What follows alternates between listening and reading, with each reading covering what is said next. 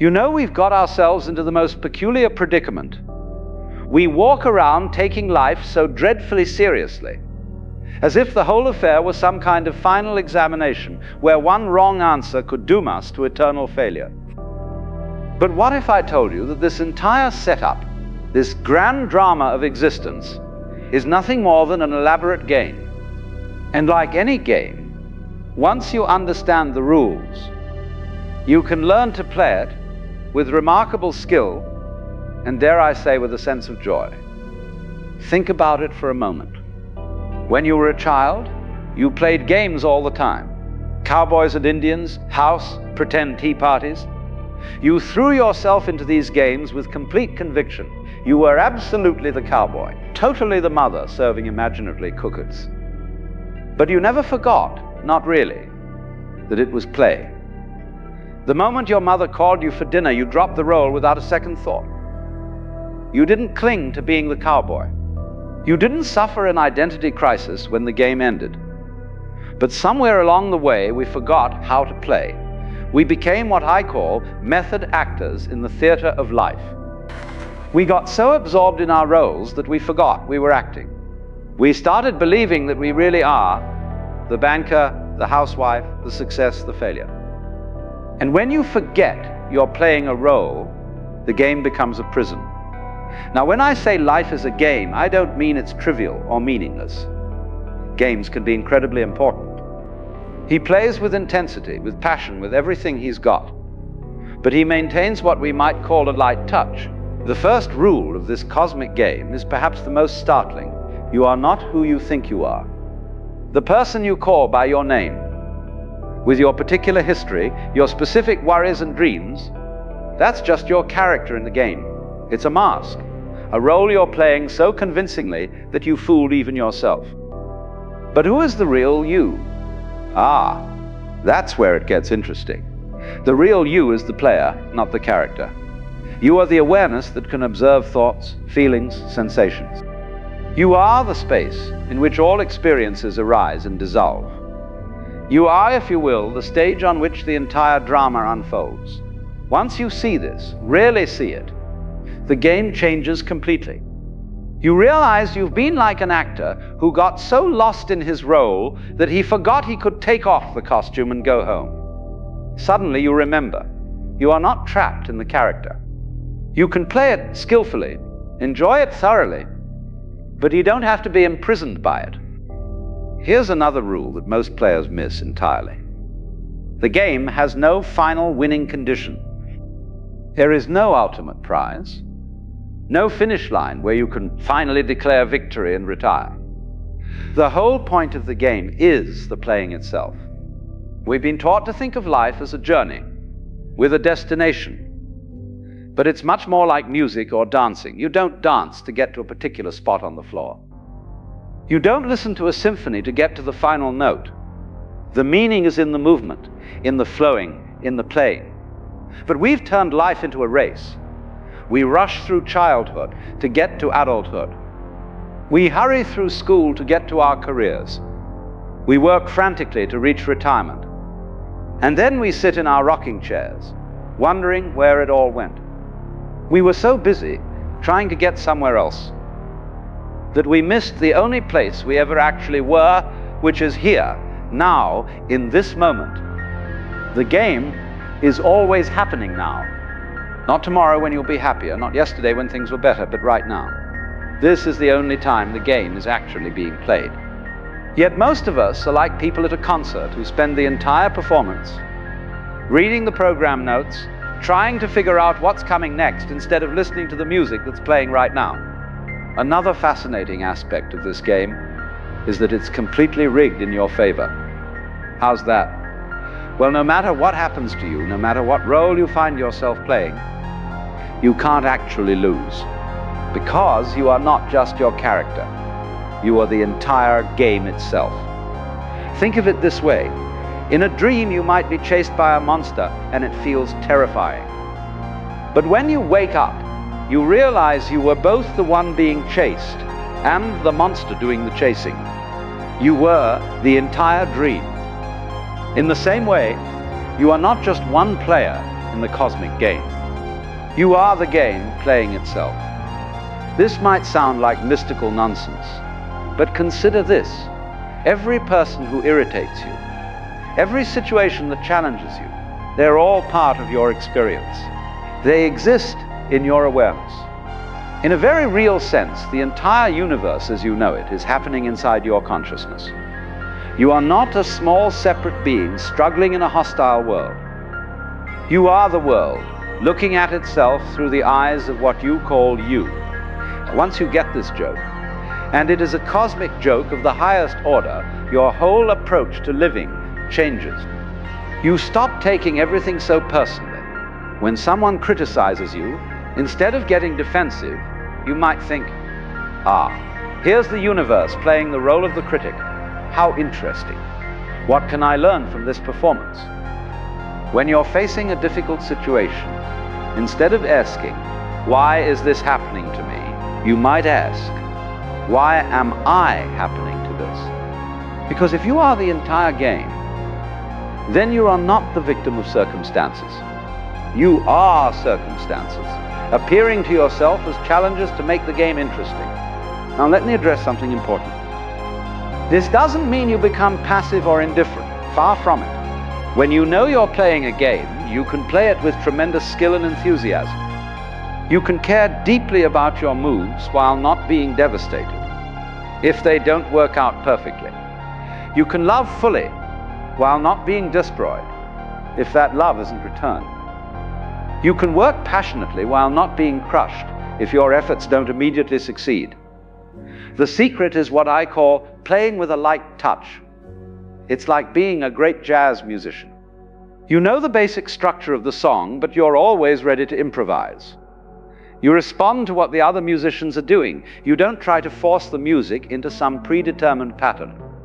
You flow with it, play with it, dance with it. Most people approach life like they're playing classical music with a very strict conductor. Every note must be exactly as written.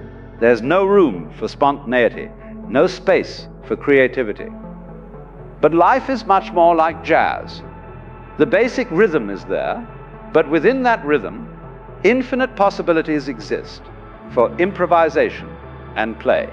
Here's one of the most liberating rules of the game. You don't have to be consistent.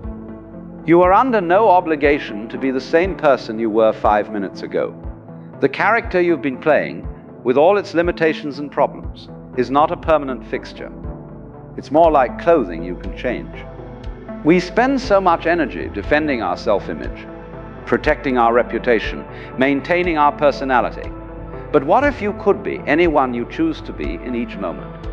What if instead of being trapped by your past, you could reinvent yourself constantly? Not in a crazy, unstable way, but in a fluid, creative way that allows you to respond freshly to each situation. Children do this naturally. One moment they're a princess, the next they're a dragon, then they're a race car driver. They don't worry about consistency. They don't think, but wait, yesterday I was a princess, so I can't be a dragon today. And here's the beautiful thing. Every person you meet is you, wearing a different mask, playing a different role. That annoying colleague, that difficult relative, that stranger on the street who smiled at you, they're all you, exploring what it's like to be different characters in the great drama. When you see this, compassion arises naturally. Not the condescending kind of compassion that looks down on others, but the recognition that you're all in this together, all playing parts in the same cosmic theater. This doesn't mean everyone is the same on the surface level. Obviously, people have different personalities, different backgrounds, different ways of playing their roles. But at the deepest level, the awareness looking out through their eyes is the same awareness looking out through yours. We're all windows in the same house, each with a different view, but all part of the same structure. Now, let's talk about one of the trickiest aspects of the game. The part most people find hardest to master. How do you deal with suffering? How do you play skillfully when the game seems to turn against you? When you're dealt what appears to be a losing hand? The first thing to understand is that suffering is not the same as pain. Pain is natural, inevitable. If you stub your toe, it hurts. If someone you love dies, you grieve. These are simply part of the human experience, part of what makes the game interesting and complete. But suffering, that's different. Suffering is the story we tell ourselves about the pain. It's the resistance to what's happening, the demand that life be different than it is. Pain says, this hurts. Suffering says, this shouldn't be happening. It's unfair. It means something terrible about me or my future. When you understand this distinction, you can learn to experience pain without adding the extra layer of suffering. You can feel sadness without the story that you should be happy. You can face challenges without the narrative that you're a victim. You can encounter setbacks without the drama that your life is ruined. Think of it like weather. Sometimes it rains, sometimes it shines. The sky doesn't resist the rain or cling to the sunshine. It simply allows whatever weather is happening to happen. You can approach your inner weather the same way. Sometimes you'll feel joyful, sometimes sad, sometimes confused, sometimes clear. None of these states are permanent. They're all just part of the changing weather of consciousness. Here's another game rule that can save you enormous amounts of energy. You don't have to have an opinion about everything. You don't have to judge every experience as good or bad, right or wrong. Sometimes you can simply say, how interesting, and leave it at that. We've been trained to constantly evaluate, to always be deciding whether we like or dislike what's happening. But this constant judging is exhausting. It's like being a critic who can't simply enjoy a movie because they're too busy analyzing every scene. Sometimes you can just watch, just experience, just be present, without needing to have a position about it all. The master player learns to hold their opinions lightly. They might have preferences, but they don't cling to them. They can enjoy their favorite food without being upset when it's not available.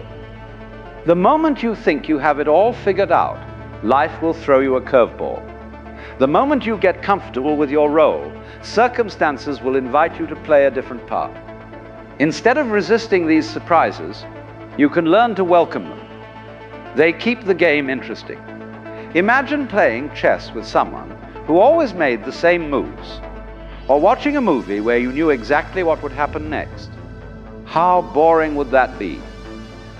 The surprises, the plot twists, the unexpected turns, these are what make life an adventure rather than a tedious routine. When you stop needing to control every detail, when you develop what we might call a taste for surprise, you begin to find life endlessly fascinating rather than constantly frustrating. Now, one of the most liberating discoveries you can make about this game is that there are no real mistakes, only experiences. What you call failures are just experiments that didn't work out as expected. What you call successes are experiments that exceeded your expectations. But they're all just data points in the grand experiment of being human. A child learning to walk doesn't call it failure when they fall down. We think we should be able to do everything perfectly on the first try. We think mistakes are signs of inadequacy rather than natural parts of the learning process. We turn every stumble into evidence that we're somehow deficient. What if you could approach your whole life with the same attitude that child has toward learning to walk? What if every mistake was just information? Every failure, just feedback? How much lighter would you feel if you weren't carrying around all that self-judgment about your imperfect performance? Here's something else about this game that might surprise you. The best players are often the ones who appear to be playing the least. They move through life with a kind of effortless ease, not because they don't care, but because they've learned to work with the natural flow rather than against it.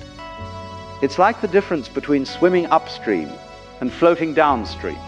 Both require skill, but one is exhausting while the other is energizing. When you understand the currents of life, when you learn to read the patterns of existence, you can accomplish much more with much less effort. This doesn't mean being lazy or passive. It means being intelligent about when to act and when to wait, when to push and when to yield. It means developing what the Chinese call wu-wei, which is often translated as non-action, but really means action that is perfectly appropriate to the situation, like water flowing around rocks in a stream. Water doesn't try to fight the rock. It simply flows around it, and in doing so, it gradually wears the rock away. This is the power of the gentle approach, the light touch, the skillful player who understands that force is rarely the answer to life's challenges. Another crucial aspect of mastering this game is learning to play multiple roles simultaneously, without getting confused about which is which. You hear the point of masteral and from vocabule of the Psalms of Tilaza. Each role has its own requirements, its own costume, its own way of being. The skillful player can move fluidly between these roles without losing their center. They can be tough in business negotiations and tender with their children. They can be a student in one context and a teacher in another. They don't get stuck in any single identity. Most people make the mistake of trying to be the same person in every situation. They think authenticity means never changing, never adapting. But real authenticity is being appropriate to each moment, each relationship, each context. It's like being a skilled actor who can play many parts convincingly, because they understand the deeper truth that connects all roles. Now let me tell you about one of the most profound discoveries you can make about this game. The rules are not fixed. They can change, and often do, based on how you choose to play. This is where the game becomes truly magical. Most games have rigid rules that everyone must follow. But the game of life is more like a collaborative improvisation, where the rules evolve as you play. Your choices, your attitudes, your ways of being actually influence how the game unfolds for you. If you approach life with fear and suspicion, you tend to encounter situations that confirm your fears. If you approach it with curiosity and openness, you tend to find opportunities and adventures. If you play the role of the victim, you'll find plenty of people willing to play the villain. If you play the role of the hero, you'll discover your own capacity for courage and creativity. This isn't just positive thinking or wishful fantasy. It's recognition that consciousness is not passive. It's not just observing reality. It's participating in its creation. Your awareness, your attention, your choices are all active ingredients in the unfolding of your experience. Here's one of the most beautiful aspects of the game. Everyone gets to win, but not in the way we usually think of winning. The usual idea of winning involves someone else losing. But in this cosmic game, your victory doesn't require anyone else's defeat. In fact, the more skillfully you play, the more you help everyone else play skillfully too. When you're truly happy, you don't make others miserable. You inspire them to find their own happiness. When you're genuinely peaceful, you don't create conflict. You help others discover their own peace. When you're authentically yourself, you don't diminish others. You encourage them to be authentically themselves. This is why the masters, the really skillful players, often seem to be playing an entirely different game from everyone else. They're not competing, they're not trying to prove anything.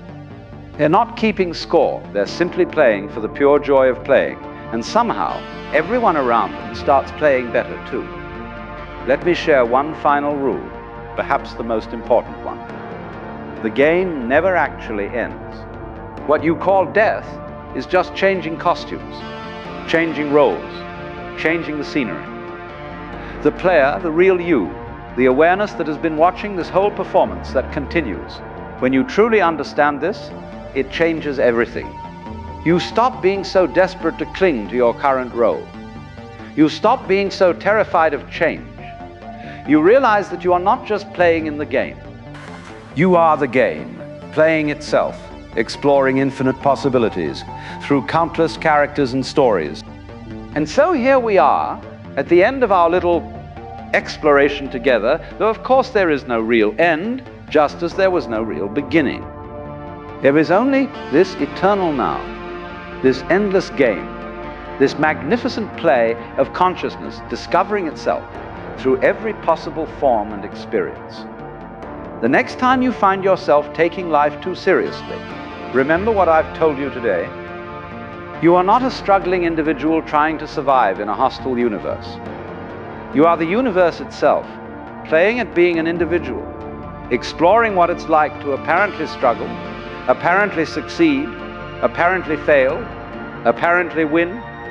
It's all play. It's all dancing. It's all music. And you are both the composer who on the sung, the dance around the bureau. Play skillfully, play joyfully, play with that light touch that comes from knowing it's all one magnificent cosmic game. And remember, in this game, everyone gets to be the winner, because everyone is you, and you are everyone, and we're all just the one consciousness, playing at being many. The game never ends. It only changes form. And what a delightful game it is.